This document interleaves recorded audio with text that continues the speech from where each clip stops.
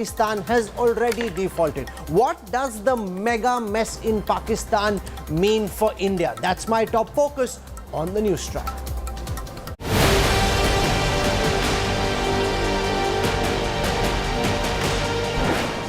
Pakistan on the brink of collapse.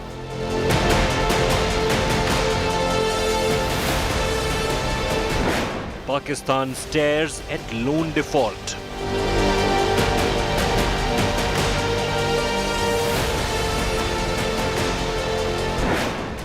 IMF's big warning to Pakistan.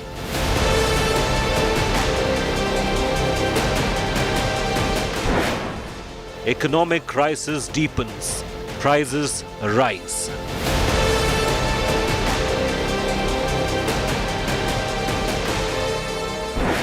What if Pakistan defaults on its debt? Big focus on Newstrack. The International Monetary Fund has drawn the red line for Pakistan. The IMF has warned that Pakistan cannot get into a dangerous place where its debt needs to be restructured. So how is Pakistan dealing with this massive economic meltdown? By making its citizens pay. The government is extracting 170 billion rupees in the form of taxes. The tough measures have jacked up prices even further. This, as a top Pakistan minister claimed that Pakistan had already defaulted on its debt. On the brink of an economic meltdown. A country of 220 million struggle with sky-high prices, fuel shortages, industry shutdowns. इस वक्त मुल्क में petrol जो है 20 दिन का हमारे मुल्क की रेगुलेटरी रिक्वायरमेंट यानी कानूनी रिक्वायरमेंट ये है कि हमारे मुल्क में किसी भी वक्त 20 दिन का पेट्रोल होना चाहिए और 20 दिन का डीजल होना चाहिए। आज की तारीख में हमारे मुल्क में 20 दिन का पेट्रोल मौजूद है। उसके अलावा जो पेट्रोल इस वक्त समंदर में है, जो हमारी पोर्ट्स के बाहर खड़ा है, अभी नहीं लगा, वो इसके अलावा है। 20 दिन का पेट्रोल मौजूद है इस वक्त पाकिस्तान में और तकरीबन 30 दिन का 29 दिन से कुछ घंटे ज्यादा यानी 29 दिन से ज्यादा का डीजल इस वक्त मुल्क में मौजूद है। A plummeting rupee and dollars barely enough in reserves to deal with foreign debts and cover imports. Pakistan in acute distress, but without an immediate financial lifeboat to sail it through. No tangible results yet from 10 days of talks with the International Monetary Fund earlier this month to unlock $1.1 billion from the $6 billion rescue package to prevent the country from default. Pressure mounts on Prime Minister Shahbaz Sharif to implement a range of conditions to secure the financial bailout. In order to secure the tranche of $1.1 billion, Pakistan is required to take unpopular measures. The IMF chief has made it clear what Islamabad needs to do soonest. What we are asking for are steps that Pakistan needs to take to be able to function as a country and not to get into a dangerous place where its debt needs to be restructured. I want to stress that we are emphasizing two things. Number one, tax revenues. Those who can, those that are making good money, public sector, private sector, they need to contribute to the economy. And secondly, to have a fairer distribution of the pressures by moving subsidies only towards the people who really need it. It shouldn't be that the wealthy benefit from subsidies. Caught between a rock and a hard place, Pakistan has to slash subsidies, raise taxes as part of the terms of its 2019 deal with the IMF. A political adventure for the Shahbaz Sharif government. Meeting the conditions would mean food, gas and power may cost more to ordinary citizens already grappling with rampant price increases. With the general elections due this summer, The dispensation that came to power on the back of its showdown over economic mismanagement risks alienating its voting constituency or plunge the country into default if it doesn't. Bureau Report, India Today.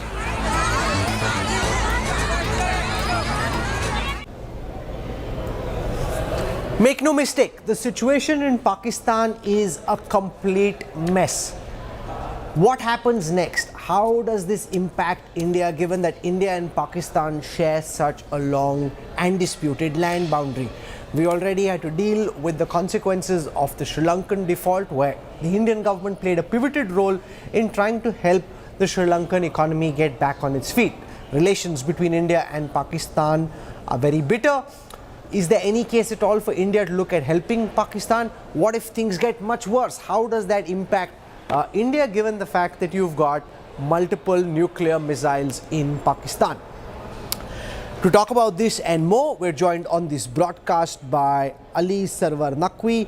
He's been a Pakistani ambassador, is executive director at the Center for International Strategic Studies. Ajit Ranade is one of our top experts on geopolitics, Vice Chancellor at the Gokhale Institute of Politics and Economics. G. Parthasarthi, one of the best known Indian High Commissioners to Pakistan. There are voices which say India should step in to help Pakistan, given that it is our neighbor and this is an opportunity to start a new course of relations. Ajay Veer Jakar joins us.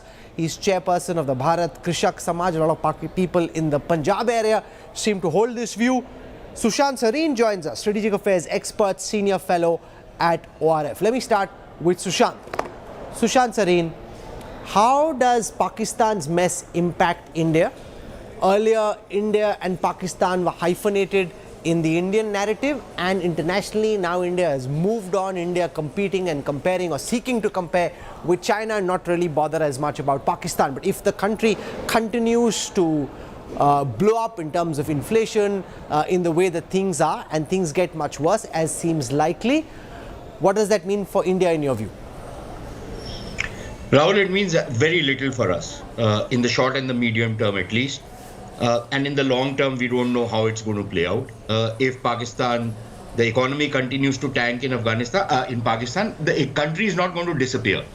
It's not going to cease to exist. There will be tremendous problems. It will weaken Pakistan tremendously, which is excellent for us. It's excellent for us because a weak Pakistan is less of a nuisance and a headache for us, and perhaps also less of an international migraine, to use Madeleine Albright's words. That's one part of it. The second part of it is, have you seen any lowering of the unremitting hostility, hatred towards Hindus and Indians by Pakistan? So why are we jumping the gun and trying to, this Mother India concept that we have, that no, we must save Pakistan from itself. We can't save it, number one. I don't think we have the capacity, nor should we. And we should not, because the worst thing in the world to do is to, pull out an enemy when he's drowning. I think the best thing to do is sit on the riverside with popcorn in your hand and let your enemy suffer the consequences of their own actions. Nothing which is happening in Pakistan is anybody else's doing. It is their own doing. It is their own elite capture. It is the own rapacious bureaucracy and military which they have. It is their own overweening ambitions and adventurism which has led them to this pass. They were the ones who wanted to break the shackles of slavery in Afghanistan. They are going to pay the wages for it. Why should we bother about it? Okay. And let's not kid ourselves by thinking that no, the Taliban will come into India. Let the Pakistanis handle it. And their nukes are not just India's problem. They are the world's problem. So let the world come in on that and handle it. Let's focus on our energies, on our own development and our own progress. Okay, Sushant Sareen taking a position on the extreme right. Sit back on the riverside, watch your enemy drown, have popcorn and whatever else it is that Sushant wants to have late in the evening. Then you've got the others who will say, no, this is an Indian neighbor. This has been part of an earlier concept of Akhand Bharat. We can't see Pakistan drown. Just on the basis of humanity and compassion, we must help. Ajay Veer Jakar, You heard what Sushant Sareen says, essentially that this mess is frankly of Pakistan's own making. A lot of the adventurism, excessive spending on military, capture by the elites happened because of the doings of Pakistan's own establishment. Why should we now try and help them? So, I'm sitting in my village now in Punjab on the border with Pakistan. And I'm really terrified of a bankrupt state in my neighborhood of Pakistan. And I agree with Sushant when he says that it's a mess of their own making. But I disagree with him when he says about a economically shattered Pakistan, because we have witnessed state-sponsored terrorism in the past. But let me tell you, terrorism stemming from non-state actors in a country which is bankrupt, where people are hungry, is a breeding ground for jihadi terrorism, and it's going to be far, far worse. We've not witnessed it. You look at the Horn of Africa, and you look at other places in Africa, you will understand that non-state actors are far worse than state actors when they sponsor terrorism. And I have a personal interest. I'm from Punjab. We are on the border. We want better relations with Pakistan. We want an economically prosperous Pakistan because Punjab is a landlocked state. We want trade with Pakistan because Punjab has suffered a lot because of state-sponsored terrorism stemming from across the border. But our markets which could make Punjab prosper are Central Asia and Afghanistan. And let me tell you, Rahul, Kabul is closer to Amritsar than Lucknow is. Central Asia is closer to Punjab and Amritsar and Ludhiana and where my village is than we are, in fact, half the distance of what we are to South India. So we really must hope for a... So that's very interesting. We've heard two extreme let me tell positions. One more thing. See, when Nawaz Sharif campaigned for prime ministership, I think so in 2013, he publicly said in his public meetings, we want better relations with India. And I doubt if any other prime minister in Pakistan will ever have the guts to say that. And his brother is prime minister now. So we've got to look at everything. But I think at the end of the day, the government has a better long-term view of what should happen. I don't know I don't personally think we even have the financial wherewithal to help Pakistan, not default. Let's put it that way. And China should be allowed to do it, I think. Let them spend their money. Okay, so you've heard a hawkish view. You heard a much more dovish perspective. I want to go across to Ambassador Parthasarathy and see where he comes out on this. Mr. Parthasarathy, you've been in Pakistan. You understand the ins and outs of Pakistani society and politics better than most. Should India sit back on the riverside, have popcorn, or step in to actively help because a bankrupt state is the most fertile ground for jihadi terror, a lot of which could potentially come India's way? Look, I don't want to be an unwanted guest in Pakistan's problems. I have no problem in discussing cooperation with them economically, but let them first come and make the request. They will not. They'd rather starve. And I'm particularly speaking of my friend from Punjab. You live this side of the border. I've been there. I've lived and seen it. Punjab on the other side of the border is quite different. Large portions of Punjab are becoming fundamentalist. So you have to bear that in mind. Now, coming to the problem on hand, nobody is asking us to get involved. Pakistan has created its own problem. It has accumulated a debt of $100 billion. Its foreign exchange reserves are presently $3 billion. They had come down to $1 billion. So Pakistan has to set its economy right. And I am a firm believer, with due respect to my friend from Punjab, I have served in the army and lived in Punjab, and I fought a war with Pakistan in '65 before he was born. The fact of the matter is that they would rather starve than take aid from India, and I'm not rushing in to provide it. Let them ask. The second point is that Pakistan itself now is going through a trauma. With regard to its repayments, I think what is going to happen is that the IMF will come through, and then you will get contributions from Saudi Arabia, UAE, Asian Development Banks and various other places to keep them going. But as Sushant says, keep them at a tight leash. And that's precisely what the World Bank will do. There is no cause for us when we have our own problems to rushing into a country which does not want us. Now, that's interesting and that you make the point that Pakistan will not seek... Let me go on, sir. Yes, let me complete. I know Nawaz Sharif quite well. Nawaz was the person who played hell with the communal problem in Punjab. On the contrary, his brother, presently in charge, did not involve himself in that sort of activity. So let's be real. If Pakistan asks us, which they won't, we can step in the way we can. But otherwise, let the international community deal with it. Right at the present moment, the Pakistan army is busy in other things, and let them be kept busy on that. Okay. Let's also remember that with talking to Punjab, the two major terrorist groups, the Lashkar-e-Taiba and the Jaish-e-Mohammed, one is based in Lahore and the other is based in down south. You know, in fact, I asked this question to Pakistan's Foreign Affairs Minister of State in the World Economic Forum at Davos, and instead of even responding to the question about whether they'd require or seek India's help, she launched into a diatribe against India and the Indian government. So that reflects what Ambassador Parthasarathi is saying, which is that they will not seek India's help. Just take a quick listen in to what Hina Rabbani Khan told me in that conversation, and then we'll continue this discussion. Pakistan has learnt many lessons from the past. Okay, Pakistan is now on a trajectory which is towards progress and development on that particular count. Pakistan is moving towards a progressive Pakistan. Unfortunately, and I say this with a heavy heart, because you are my neighbor. If I feel that as a polity it's taking the wrong direction, it will come to burn my house also.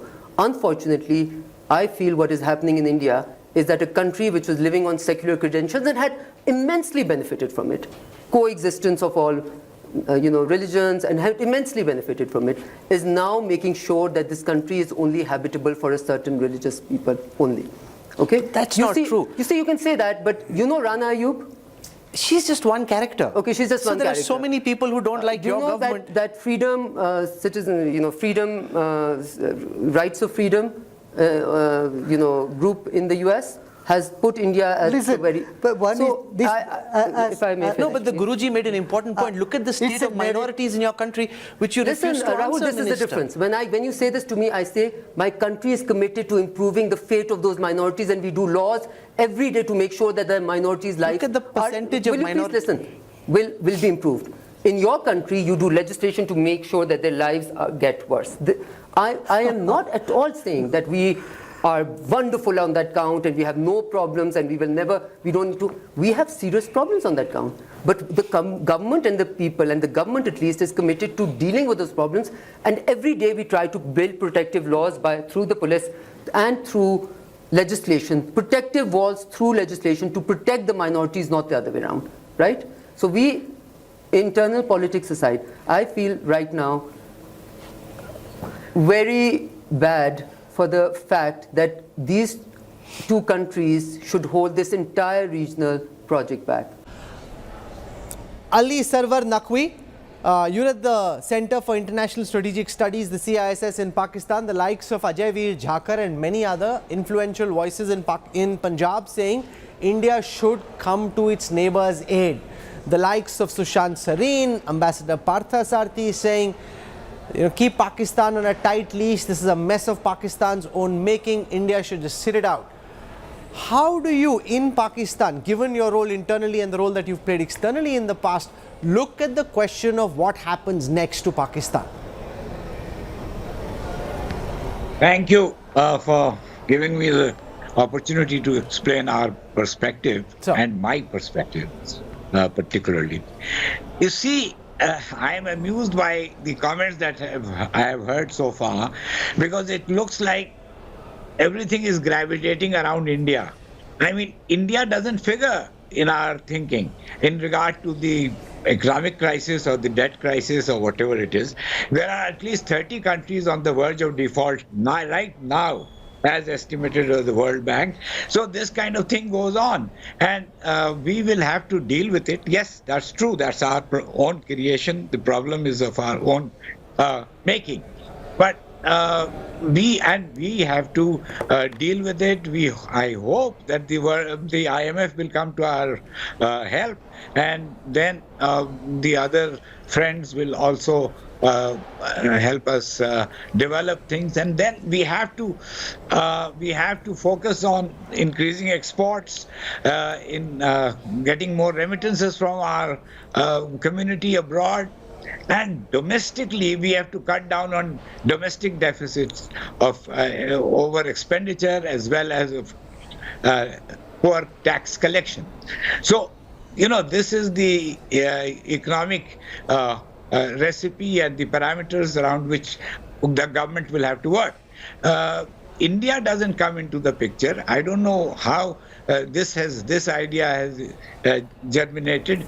Yes, if there is economic relations with India, then we can have better trade, and that will be to our benefit in terms of trade. So that is all that I can see.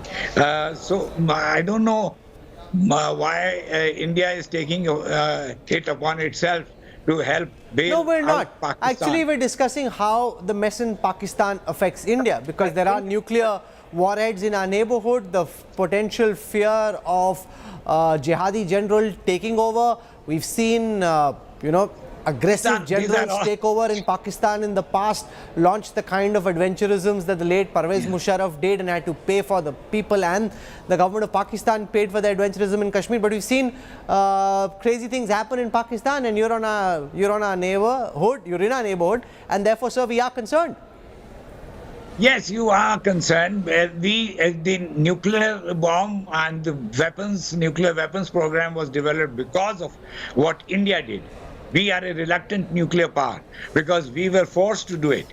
Secondly, regarding this whole jihadi business, they are a fringe. They get no votes in the elections, and they continue to create trouble. We have to deal with it. We have launched the biggest military operation against terrorism, terrorists, and all that.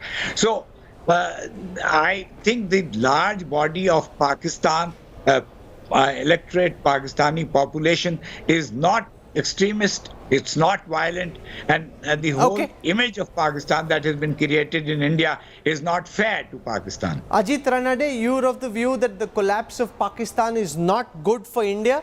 Explain that to Sushant Sareen, who said he'd rather just let his enemy drown, sit back and have popcorn.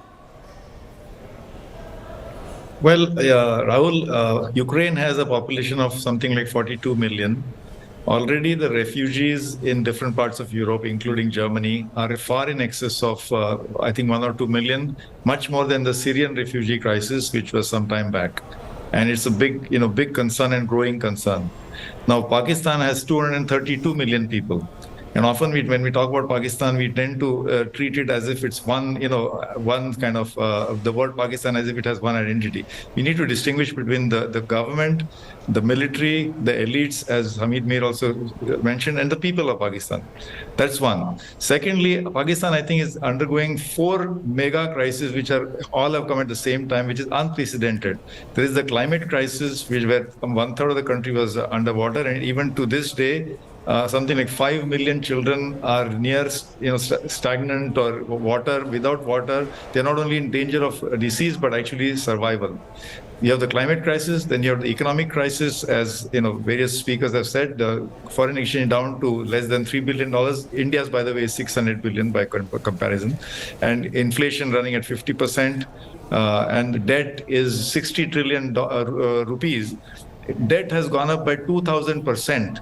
20 times in the last 20 years. 1/4 of it is just in last 1 year. That's the economic crisis. The third is the terrorism crisis, because the pro-Taliban elements in Pakistani society feel emboldened by the government next door in Afghanistan, and they feel they have a great chance of taking over, even though our friend from Pakistan said it's fringe elements. But that's the third. We hear about terrorist incidents all the time.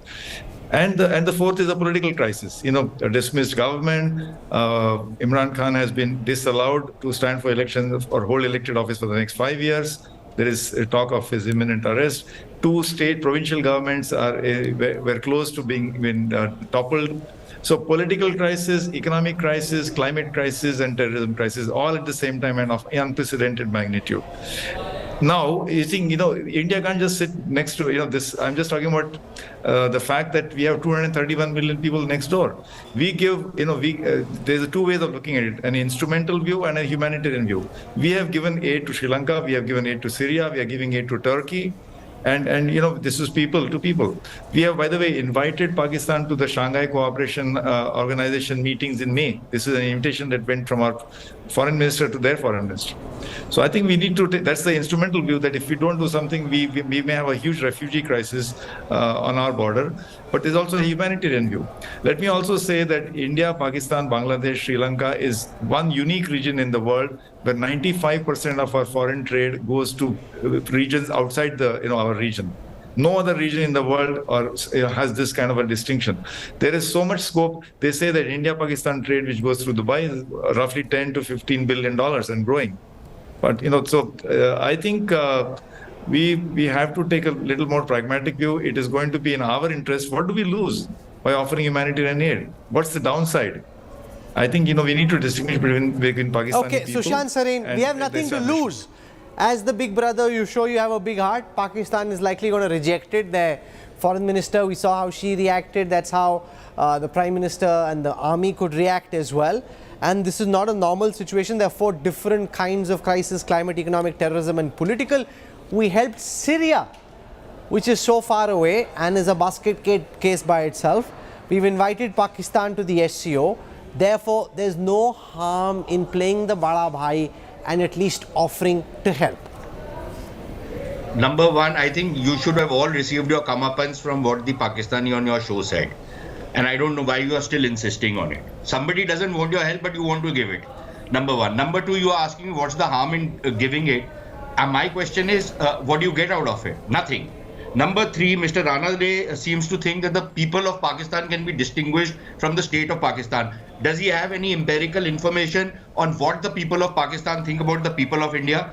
And which is why brings me to Mr. Jakhar, that Mr. Jakhar, his heart is flowing with the milk of human kindness and humanitarianism, and he is feeling for the people across the border. The day those guys get a chance, people like Mr. Jakhar, who's a Hindu from Punjab, is the first one who's get his neck chopped off. So I think we should be very careful about what we wish for. I really wish before people start talking about Pakistan, they would read up on Pakistan a lot more than what they do.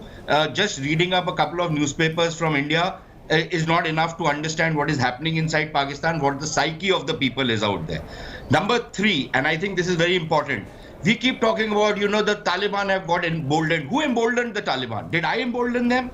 Or did the Pakistan army and the Pakistani state, their current defense minister, their current prime minister, even today, their foreign minister, Bilawal Bhutto, have been saying that no, the Taliban are good people, it's only the Pakistani Taliban who are bad people. They're part and parcel of the same whole.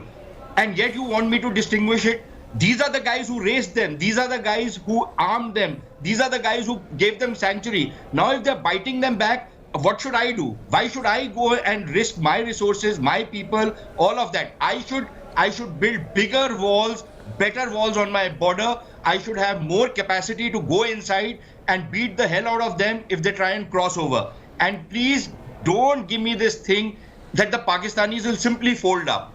If the Pakistanis are interested in saving themselves, then they will fight it. Why should I fight it for them? Are they any well disposed to with me, even with all their problem? You heard this Pakistani.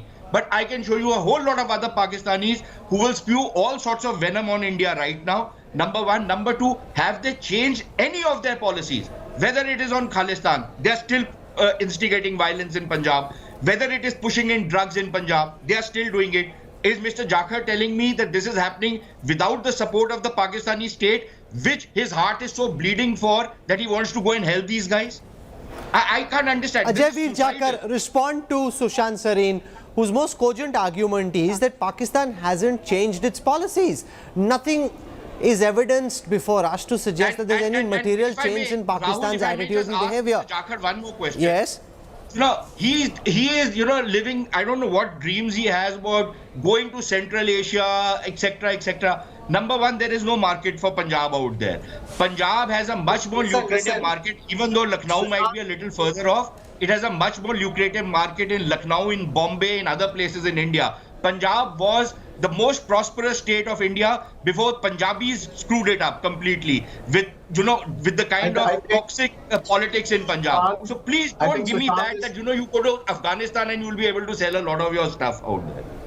Listen, Rahul, we need to clarify something very clearly. I never said we help Pakistan. I said we need a prosperous Pakistan for India to prosper also. And like Mr. Ranade said, most trade in the world takes place with neighboring nations. You look at North America, you look at Europe, and you look at all those places. To just say that we don't want to help, I said we don't even have the capacity to help. Look at India's situation. We don't have the capacity to help. All I'm saying is that we have witnessed state-sponsored terrorism and non-state actors coming out of a weakened Pakistan is going to be far worse. That was my observation. And as far as my neck is concerned, I look after it. I'm on the border with Pakistan. We've lived through terrorism years and we lived through it and we know how to deal with them. And don't deride and don't abuse Punjabis. I don't know where you are from. I think you're a racist person and you should not be allowed on shows to say that we bankrupted our state and stuff like that. Please stick to the topic. What else is happening in Punjab right now? Are you telling me Punjab is the most hip and happening state? Is that what you're telling me? Who invests in Punjab anymore? You don't want to come, don't come. We are very happy in Punjab. We are proud Punjabis and we are very proud of where we are. Proud Punjabis. That is why all of the youth of Punjab is leaving, voting with their feet and wanting to go outside Punjab and make their lives outside Punjab. Because they don't see a future for themselves in Punjab. Don't tell us what we are thinking. You're telling everyone what Pakistan people are thinking. You're telling us now what Punjabis in India are thinking. Even I am a Punjabi for your information. Right? I have family in Punjab. I keep visiting Punjab. So don't tell me, that you know everything about Punjab and everybody else. I never claim to know everything. All you're saying is you're proud Punjabis and I'm aghast at the words that you use. Even I am a very proud Punjabi, but I'm ashamed of what Punjabis have made of Punjab. Okay, I don't want to get into this debate about who's the bigger and the better Punjabi. Let's leave that for another day. But the fact is, Ajit Ranade, as this discussion shows, we have enough problems of our own. And the argument can be focus on fixing those. There's very little to gain by getting involved with the mess in Pakistan. India is on a growth trajectory. You can try and build your infrastructure, your physical muscle, the roadways that we are building. Focus on that. Don't get involved in Pakistan. A, because as our guest from Pakistan showed, they don't want your help, they don't need it, they'll diss it even if you offered it. So B, focus on your own problems, grow elsewhere. Just let Pakistan be. Well, Rahul, first of all, I said there are two ways of looking at it, instrumental and a humanitarian. See, India is also aspiring to a great power status, or at least, a larger than what we are not just a bit player. We are currently the president of G20. Now, if 4 million children are on the verge of dying in Pakistan, surely we can do some humanitarian aid. We are exporting $60 to $70 billion of refined petroleum and diesel based on imported crude from Russia. Now, Pakistan is a major importer of petrol. I mean, we'll make the same profit whether we are selling it to Europe. You're an economist and you have your heart probably in the right place. But as you just saw, when Ali Sarwar Naqvi was speaking, they don't want your help, sir. He's saying, keep your help in your house. I don't want it. Well, let's see if the foreign minister of Pakistan attends the SCO meeting in India, and then we'll see from there. I think I've heard voices both from the leadership, right from the Prime Minister of India, that there is desire to actually have better relations with Pakistan. But I'm not mixing up the geopolitics with the current huge crisis in Pakistan. I'm saying we have 231 million people there. I mean, it's the fifth largest country in the world now. Soon. Partha respond to Ajit Ranade. India seeks to be a great power. Is president of the G20, we must show that we have a heart and give basic humanitarian aid. It's the least a country aspiring to be a world power can do. Well, look, we have to we live in a real world. When you're talking about India, do you know the way the United States treats Cuba? So let's be real and not live in a fool's paradise. The fact of the matter is that yes, we want good relations with Pakistan. Yes, there are lots of good people in Pakistan. I have lived there. They're friendly. But it is ruled by a military establishment. That military establishment has nothing in its heart other than to cause harm to India. Yes, you may have an odd man like General Bajwa who thinks otherwise, but the bulk of the Pakistan military is focused on us. Next point is, let us, or even on trade, let us be real. It is Pakistan who is banning Indian exports. We offered them a free trade area. The rest of South Asia is a part of that free trade area. It is Pakistan alone which is sabotaging free trade in South Asia. So let us be real. I have, as I said, a lot of friends in Pakistan. I wish the friends and people well.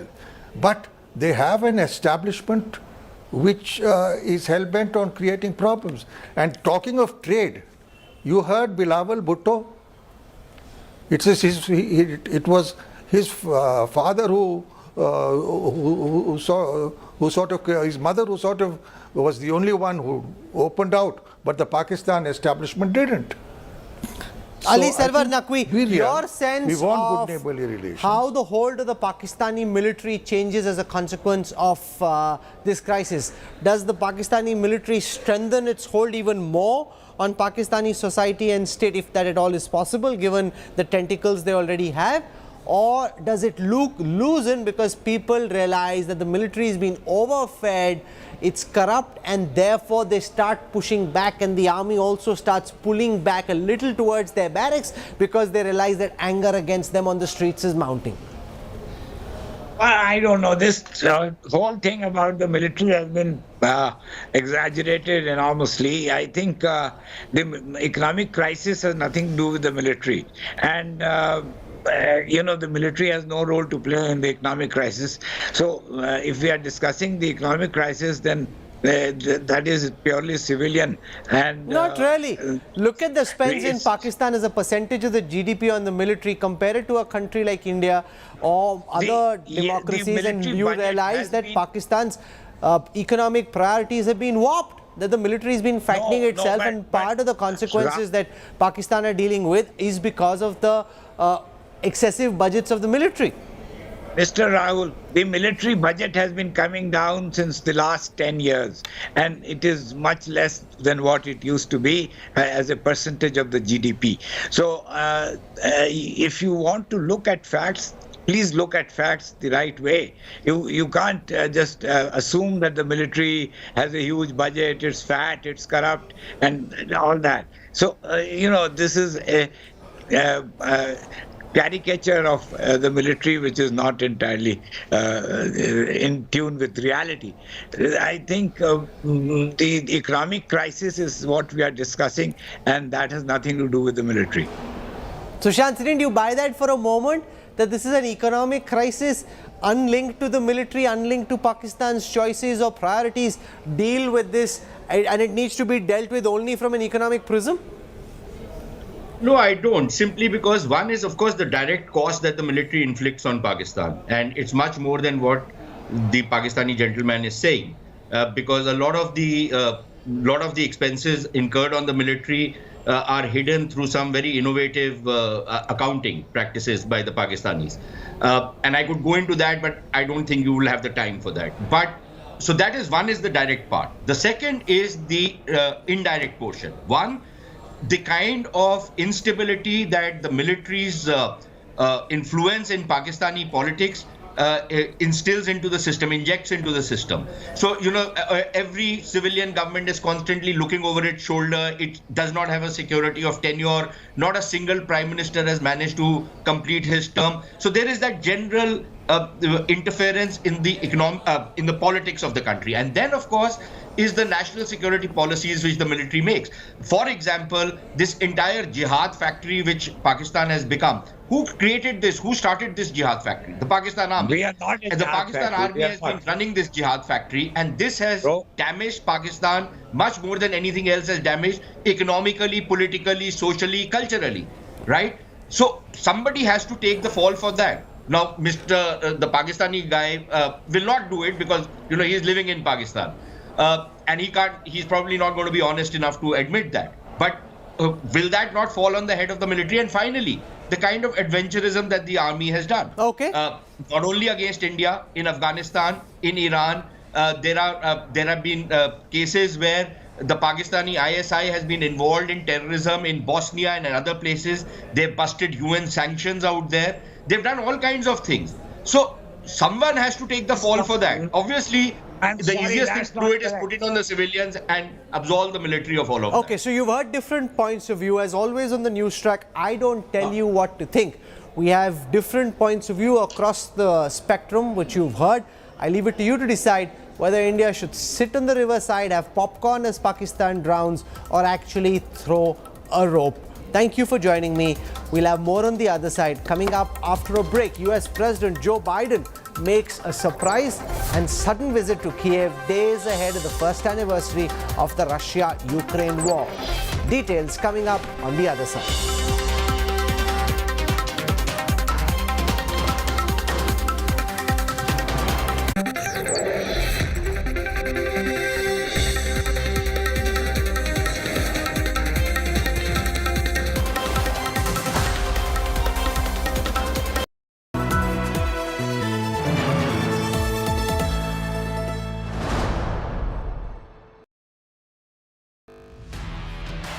Over 3 decades, Business Today has delivered news, views and analysis like no other, chronicling India Inc.'s journey through time. Now, at 31 years, Business Today presents the future, Mission 2047, Road to India at 100, with Indian industry's biggest stalwarts and an exclusive interview with Google CEO Sundar Pichai.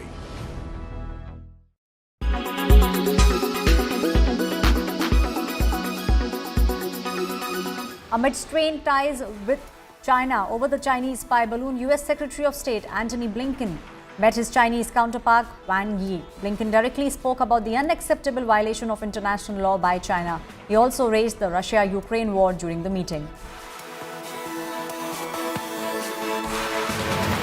North Korea has fired a long-range ballistic missile which landed into the sea of Japan's western coast. This comes after a warning of strong response to the future military drills by United States and South Korea. As per Japanese authorities, the missile was pushed inside Japan's exclusive economic zone after it was launched. Iran President Ibrahim Raisi has wrapped up his symbolic visit to China. According to media reports, Iran and China have signed an agreement worth $3.5 billion. Raisi's visit marked the first state visit by the Iranian president to Asia's economic hub in 2 decades. The US has claimed that Russia's Wagner mercenary group has suffered more than 30,000 casualties since Moscow's invasion of Ukraine last February. About 9,000 of those fighters killed in action. The US has estimated 90% of the Wagner Group fighters killed in Ukraine since December 2022 were convicts. The death toll due to earthquake in Turkey and Syria has reached 46,000 mark. Search and rescue operations are still continuing with the hope of finding more survivors. Miraculously, 3 people were rescued alive from under the rubble after 13 days.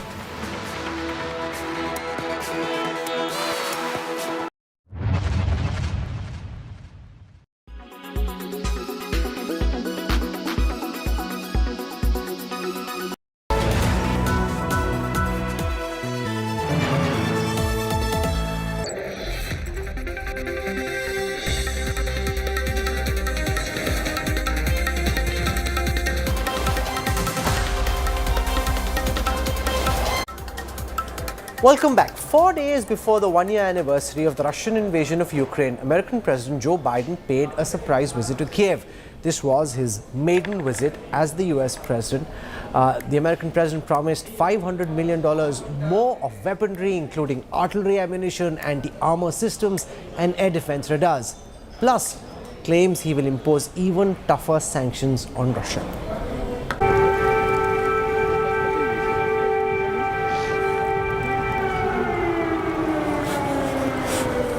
Air raid sirens blared across the Ukrainian capital Kyiv on the 20th of February, but there were no reports of Russian missiles or airstrikes. It was US President Joe Biden visiting Kyiv for talks with Ukrainian President Volodymyr Zelensky. Democracy stands. The Americans stand with you, and the world stands with you. Kyiv has captured a part of my heart, I must say. I've come here 6 times as Vice President, once as President. The 20th of February marks the deaths of more than 100 people, now known as the Heavenly 100, at anti-government protests that eventually toppled a Moscow-backed president in 2014. The US president's unannounced visit to Kyiv on this day is a significant one. The two presidents together paid respects at Kyiv's Wall of Remembrance at Mikhailivska Square, featuring thousands of portraits of soldiers who've died since Russia annexed Crimea in 2014. Bugles were sounded as taps in the early hours as the two leaders honored the fallen. Wreaths in the red, white and blue of the United States and yellow and blue of Ukraine were laid at the memorial. That dark night, 1 year ago, the world was literally at the time bracing for the fall of Kyiv. Seems like a lot longer ago than a year, but think back to that year. Perhaps even the end of Ukraine. You know, 1 year later, Kyiv stands, and Ukraine stands. Democracy stands. The Americans stand with you, and the world stands with you.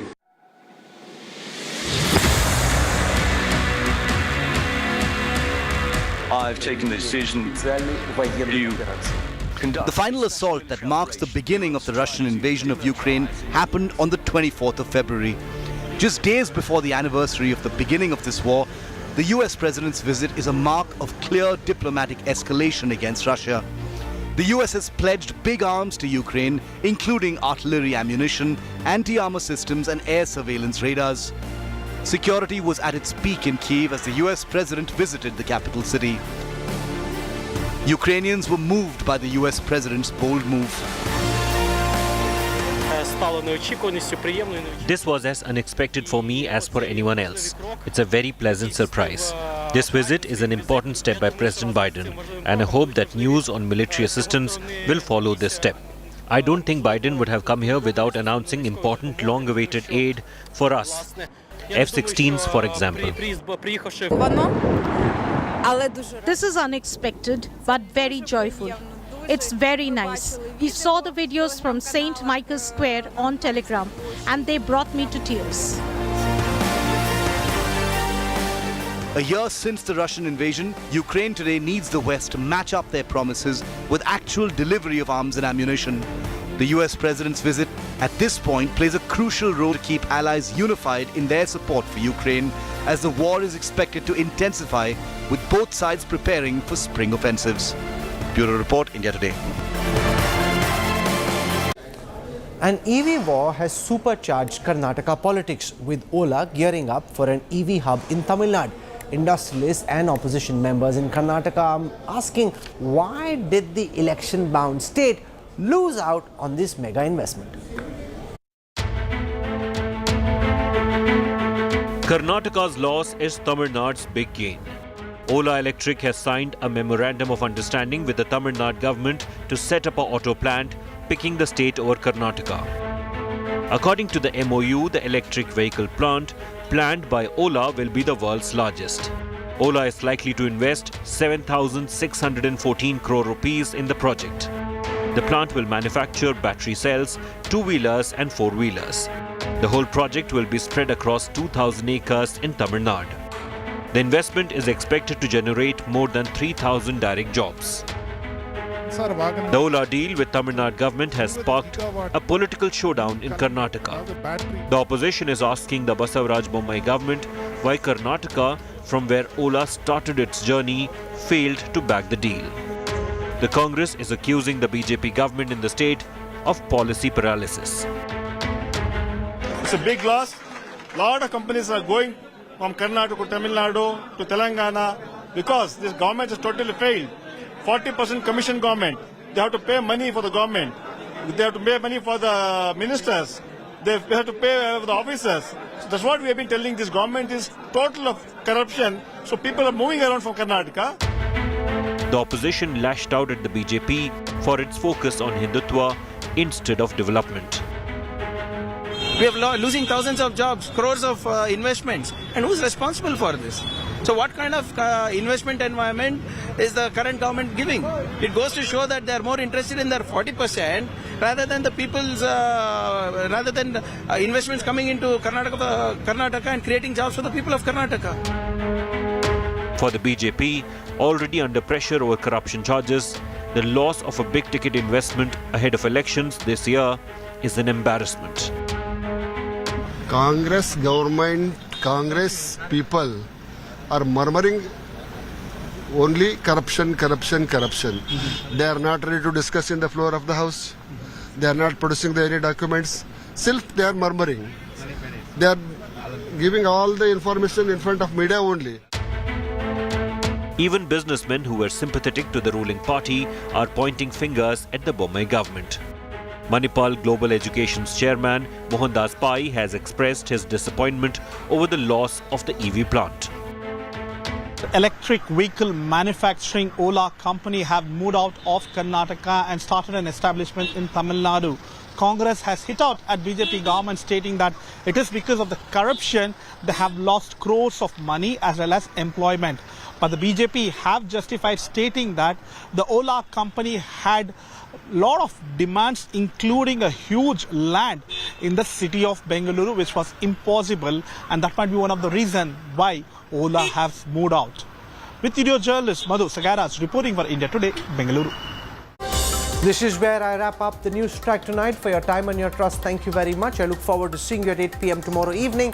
Till then, from all of us here, goodbye, good night.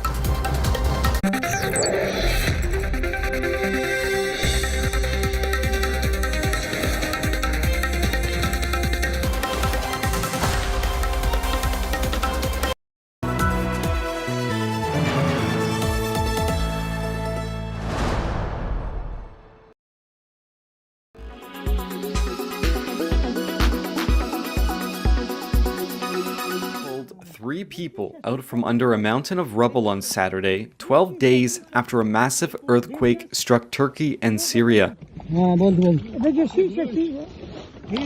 This man, seen pinned beneath the wreckage, as well as his wife and child, were found alive in the collapsed building in Hatay, the southernmost province of Turkey. The rescue team said the father and mother survived.